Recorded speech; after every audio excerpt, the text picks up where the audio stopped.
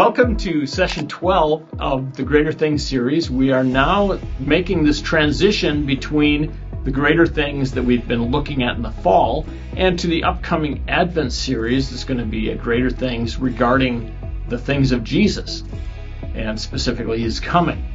But for today, we are just following up the holiday of Thanksgiving, and it is a very appropriate text to consider as we look at this holiday that we just celebrated. So, Nick, as we think about Luke 17 and the lepers that were healed, the 10 lepers, and one of them returns back to Jesus to say thank you. That whole attitude of gratitude, there's a big deal behind that. What does it mean to you? How would you describe that?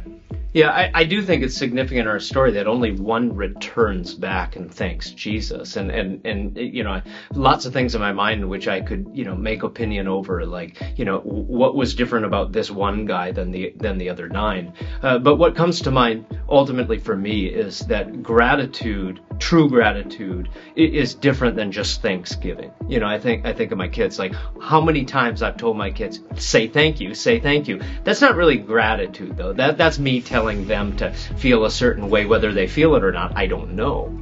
But gratitude is something that comes from the heart, and that's the difference between this one and the other 9. I don't know what the difference was in their lives, but one was overflowing with something because he was grateful for what he had received from Jesus. And it's a great testimony to us that gratitude isn't something forced. It cannot be forced. It's an overflow of our heart of something that Christ has done within us. But there's more to the story, and I think you're going to touch on that in this study. Yeah, I just think it's very fitting to highlight the fact that this man was a Samaritan and a leper, both of them causing him to be an outcast.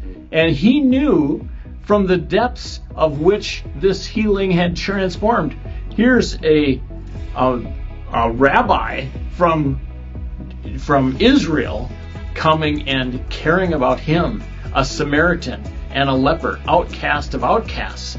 And that is a picture of, when he understands the depth of where he comes from, that is where that overflow then responds. And so I hope that you really enjoy this study as you dig into this.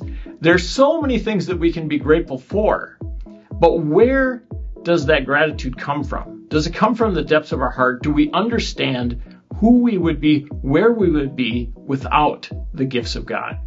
Enjoy the study. Dig into these questions.